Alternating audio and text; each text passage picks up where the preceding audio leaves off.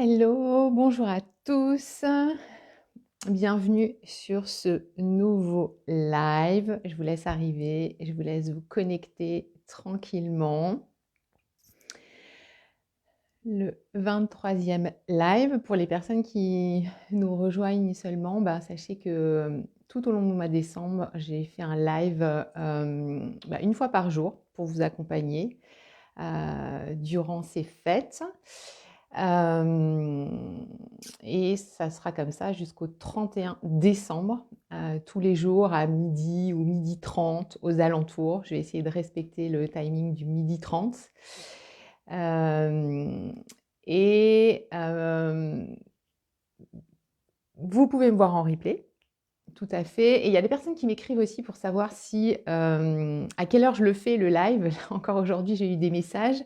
En fait, ce qui est le plus facile, c'est, en général, c'est 12h30, mais ce qui est le plus facile, c'est que vous soyez abonné en fait à ma page Facebook. Alors, pas j'aime Rachel Galerme, sophrologue, accompagnante du deuil, mais vraiment abonné. Parce que si vous êtes abonné, et c'est comme exactement sur YouTube, si vous êtes abonné à ma chaîne, en fait, vous avez une notification quand il y a le live en direct.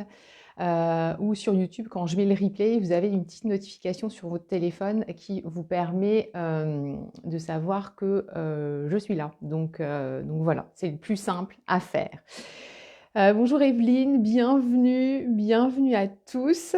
Donc si vous voyez cette vidéo en replay, mettez-moi le hashtag replay parce que ça fait toujours plaisir.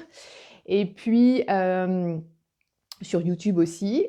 Et n'hésitez pas là à me faire un pouce bleu ou un cœur pour me dire que vous êtes là.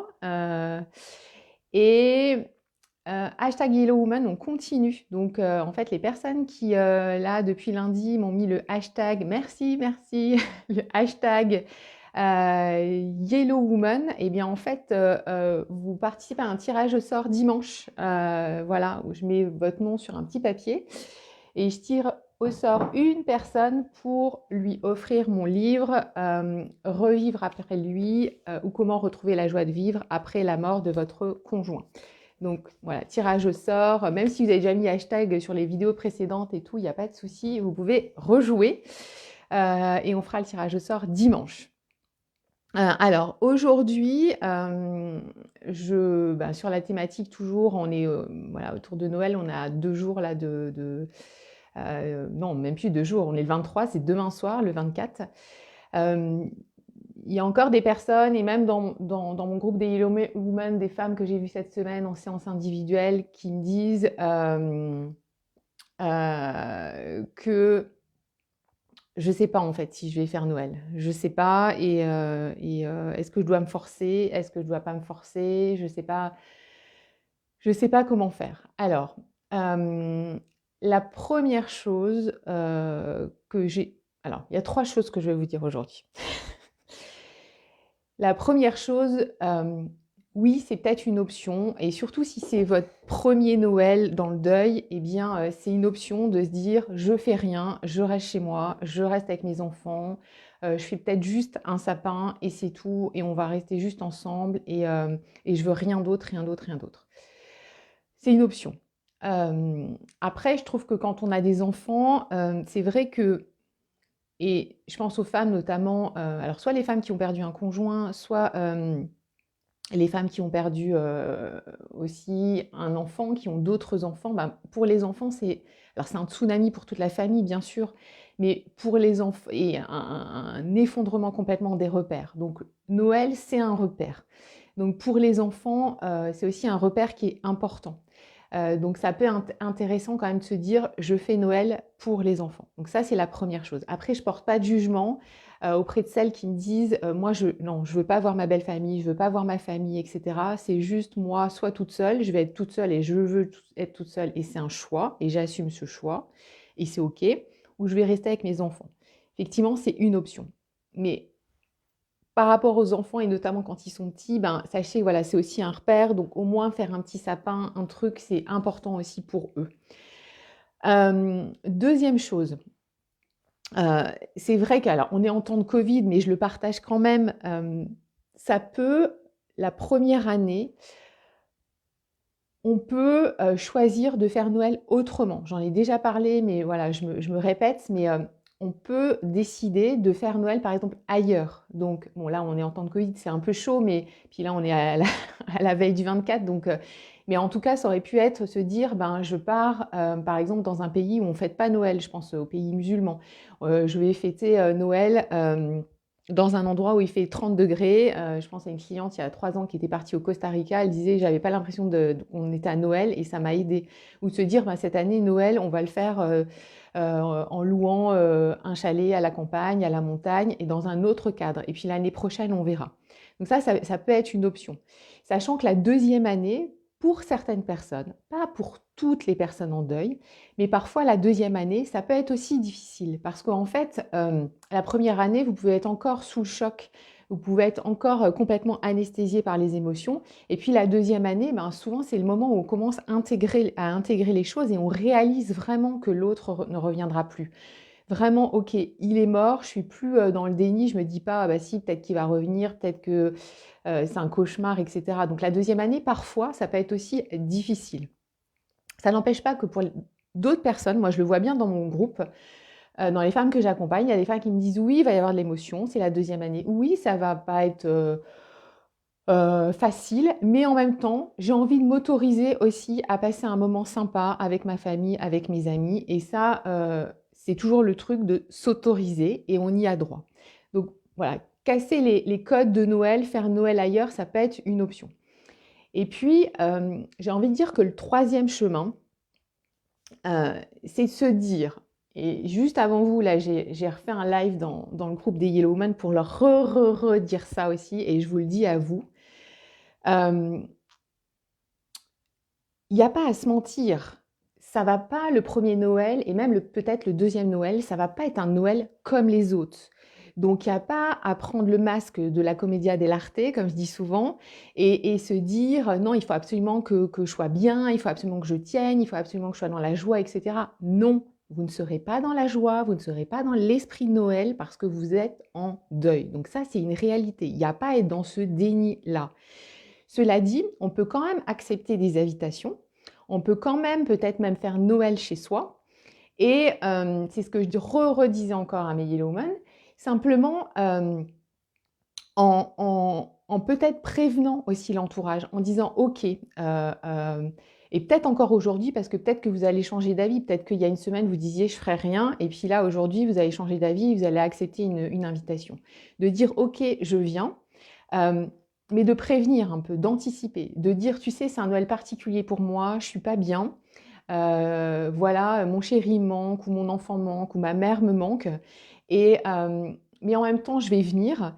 Mais peut-être que dans la soirée ou dans le jour de Noël, peut-être qu'à un moment donné, ben, j'aurai besoin de me lever de table, peut-être qu'il va y avoir de l'émotion, peut-être que ben, la journée du 25, j'aurai peut-être besoin de m'isoler dans une chambre pour me reposer, pour faire une sieste, pour aller marcher dans le jardin, soit pour être seule, soit en prévenant des fois peut-être je sais pas, un de ses enfants majeurs ou une cousine ou une frangine, un frangin en lui disant ben tu sais si tu commences à me voir pleurer et pas bien, ben je sortirai, si tu peux me rejoindre, ça m'aidera, on se prendra dans les bras, on pleurera et c'est OK.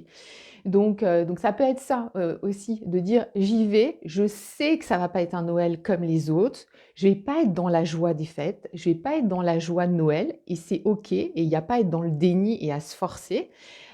Mais ça peut être intéressant de prévenir l'entourage et de dire voilà ce qui peut se passer. Comme ça, il n'y a personne qui est surpris.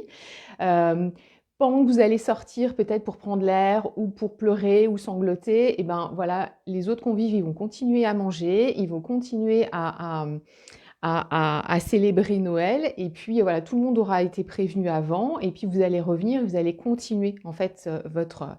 Et même si vous pleurez, et je le redis parce qu'hier on en a parlé, si vous, par exemple, vous pleurez au moment de l'ouverture des cadeaux, que vous avez des enfants et notamment des petits, et que vous pleurez devant eux, ben, c'est OK. C'est OK et vous allez simplement dire, ben oui, je pleure parce qu'en fait, ton père ou ta sœur me manque et j'aurais tellement voulu, voilà, je suis triste et qu'ils partagent ce moment-là. Donc, et c'est important aussi ça d'entendre que c'est OK de verser des larmes devant les enfants. Moi, ça me semble vraiment hyper important et notamment, que ce soit les grands ou les petits d'ailleurs, mais encore plus peut-être les petits, parce que, et ça peut paraître bizarre ce que je vous dis là, hein, mais ça casse certaines croyances et je le sais très bien, parce qu'en fait, ça les aide aussi, eux, j'ai Paulette qui veut sortir, un instant, la chatte. Allez, file. Excusez-moi.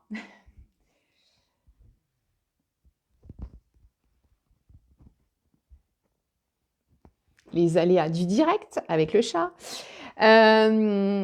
Oui, ça peut paraître étonnant que je dise ça, mais en fait, c'est aidant pour les enfants aussi. C'est aidant parce que, en fait, c'est aussi leur montrer que nous, les adultes, on est dans la peine. Et c'est les éduquer aussi à la perte. Parce que, comme j'ai déjà dit dans un live, en fait, on éduque les enfants à gagner tout le temps, à avoir des choses, à gagner, à être performants. Et on leur apprend pas à perdre. Et dans la vie, ils vont perdre des choses. Peut-être que voilà, vous allez déménager, ils vont perdre des copains, ils vont perdre une maison, plus grand, ben, ils vont perdre un job, la chérie va peut-être les quitter, etc. Et en fait, et puis ils vont rencontrer aussi des décès dans leur vie, forcément.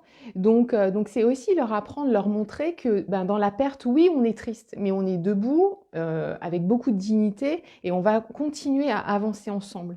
Donc, je sais bien qu'on veut toujours les protéger, et même les grands d'ailleurs, même les majeurs, mais c'est aussi pour moi éducatif aussi de verser une larme devant eux, alors sans que vous soyez complètement débordés et à genoux, par terre, au sol, etc. Mais que vous soyez ému, qu'il y ait une larme qui coule, c'est OK. Et ça va aussi les aider, eux, dans leur propre deuil. Ça, c'est vraiment important.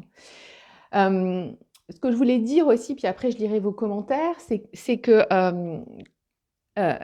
c'est important, et c'est ce que je redisais au Yellow Woman ce matin, de lâcher là, parce que pour certaines, vous dites je me retiens, je bloque tout, c'était mon live d'hier aussi, mais je le répète, de bloquer les émotions, de dire non, non, je me retiens là, avant Noël, il faut pas que je pleure, il faut pas que je craque, il faut que je tienne, il faut que je tienne, il faut que je tienne. Et en fait, c'est un mauvais calcul.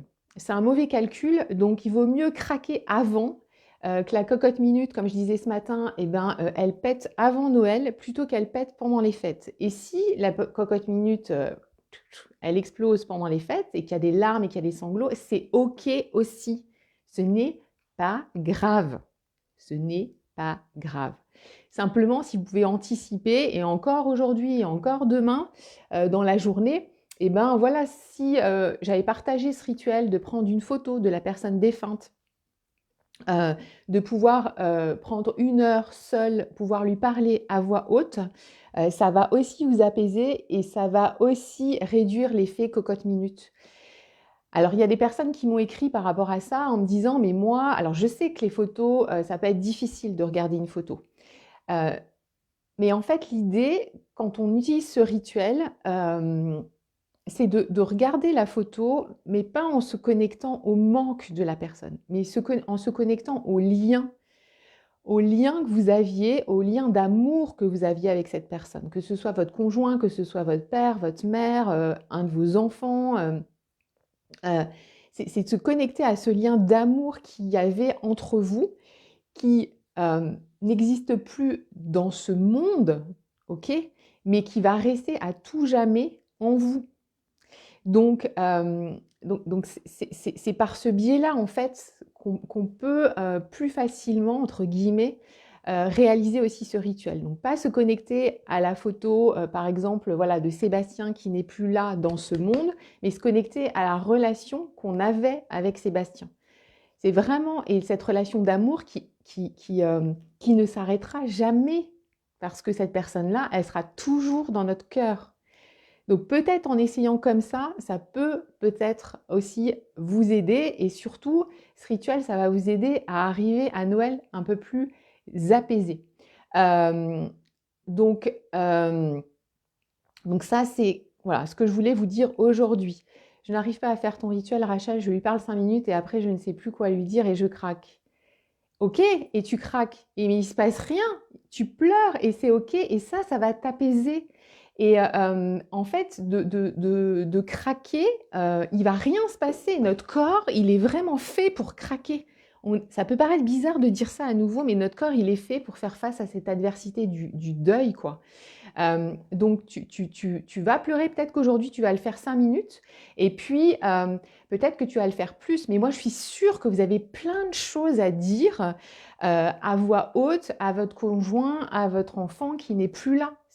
C'est obligé. C'est obligé. Et en fait, ce qui bloque, en fait, c'est cette peur du craquage, cette peur des larmes. Mais moi, j'ai pleuré de façon, des sanglots, mais vraiment terribles. Mais après, vous allez vous rendre compte, et moi, je me suis rendu compte de ça après.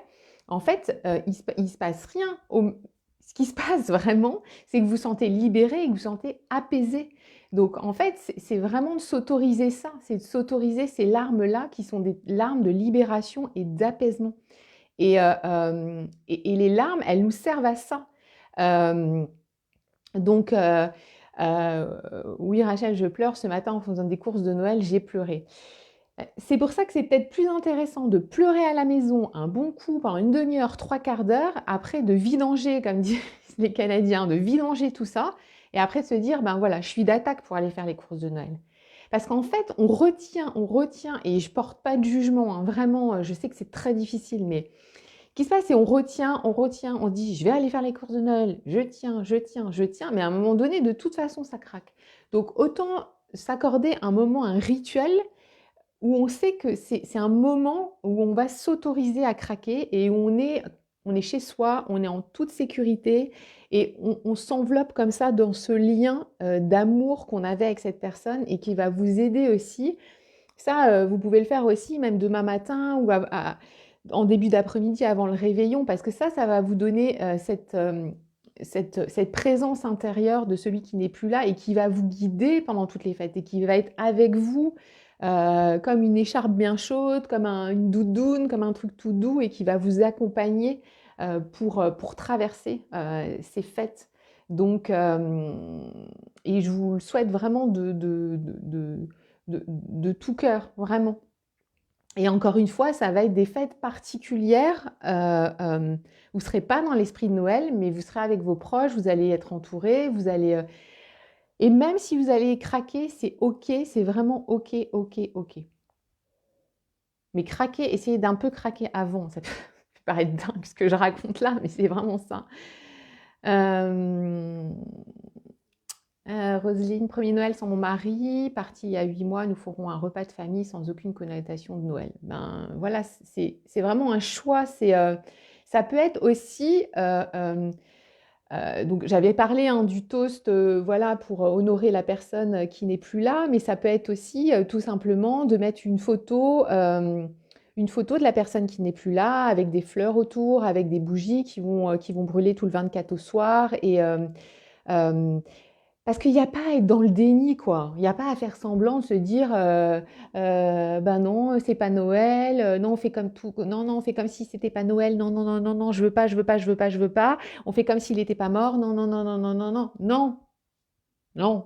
Ne soyez pas dans ce déni-là, s'il vous plaît. Et j'ai envie de vous dire aussi, c'est ce que j'ai redit aussi ce matin dans mon groupe, je vous partage aussi, ne soyez pas dans la colère, s'il vous plaît, ne soyez pas dans la colère vis-à-vis de l'entourage. En vous disant, ils comprennent rien, ils laissent pas de place à ma peine, voilà, ils sont dans la joie, ils pensent qu'à leur foie gras, à leur boule de Noël, etc. Ils me les cassent, ils m'énervent, et voilà. Euh, les autres personnes, elles sont, parce que elles ont peut-être un autre lien avec la personne qui est défunte, elles seront peut-être un peu plus dans les fêtes de Noël, ok? Et il n'y a pas à leur en vouloir et il n'y a pas à être en colère. Et c'est pas parce qu'elles comprennent rien à votre deuil, parce qu'elles sont dans un autre esprit, un état d'esprit que vous, et c'est comme ça et c'est ok. Par contre, c'est ok d'être en colère contre cette perte, peut-être être en colère contre la vie qui vous a enlevé un proche. Donc vous ne trompez pas non plus j'ai envie de dire de colère, de cible en fait. Ne vous trompez pas de cible, vraiment. Donc ça, c'est aussi important, je trouve, pour passer un Noël aussi, ben, peut-être un petit peu plus apaisant. Voilà. C'est ce que j'ai envie de vous dire aujourd'hui.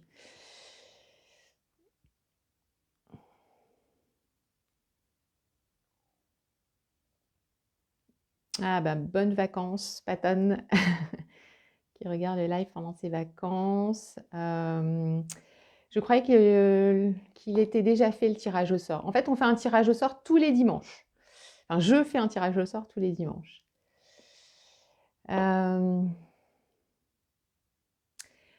Christelle, premier Noël sans mon mari, j'ai décidé de fêter avec nos enfants, les siens et les miens, mais j'ai une boule dans la gorge.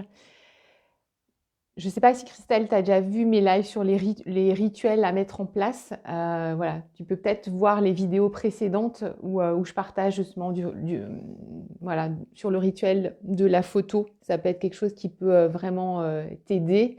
Et puis le fait de porter un toast à la personne qui n'est plus là juste en disant ben voilà, au moment de l'apéro, au moment où on sert le champagne, ben voilà, j'ai une pensée voilà, j'ai une pensée pour votre père qui nous manque. Et oui, il y aura de l'émotion, oui, il y aura des larmes, mais en fait, ça va permettre aussi de faire baisser, je le redis, j'ai l'impression de le répéter beaucoup, je suis désolée pour les personnes qui voient tous mes lives, mais de faire baisser cette pression. On va se prendre dans les bras, voilà, ça va durer 10, 15 minutes. Et puis après, à vous de dire, bon, bah maintenant, allez, on commence le repas. On boit un coup, on mange et de prononcer aussi son prénom, de lui rendre hommage, ben, ça va laisser aussi un espace pour cette personne qui n'est plus là, ou tout simplement mettre une photo aussi de lui dans la pièce un peu plus en avant, avec des bougies, avec des fleurs, pour honorer aussi cette personne qui est partie cette année. Et puis regardez les lives précédents parce que voilà, j'ai partagé beaucoup de choses là. J'espère que ça vous aidera, Christelle. Evelyne, je me suis effondrée ce matin pendant 2 heures et peut-être que demain je vais moins pleurer. Et comme tu dis, il faut accueillir les émotions, mais la chaise vide, c'est vont nous manquer. Oui, le manque il sera là, c'est clair. Il y a pas, moi je vais pas vous la raconter à l'envers, hein. Je vais pas vous dire que ça va être youp la boum, hein. C'est le manque il va être là, mais avec voilà toutes les petites choses là que je partage, etc. Ça peut vous aider aussi à mieux traverser aussi cette période. Et ça sera intéressant d'ailleurs le 26 pendant mon live que vous me disiez comment ça s'est passé pour vous. Coucou Sylvie, premier Noël sans Laurent. Du coup, je pars le fêter avec mon fils. Je pars à Lyon en avion. Un bon séjour avec ton fils, Sylvie, à Lyon. Écoutez, je vais m'arrêter là pour aujourd'hui, je pense. Je vous retrouve de toute façon dans les commentaires. Je vous retrouve demain, 24 décembre à 12h30. Et puis, je vous embrasse vraiment bien fort. En dépit de tout ça, j'ai quand même envie de vous souhaiter un doux Noël et surtout avec voilà, beaucoup, beaucoup, beaucoup d'amour. Ben voilà, moi aussi je trinquerai à ceux qui sont plus là. Donc, mais de toute façon, je vous retrouve demain à 12h30. À très vite, bel après-midi, bye.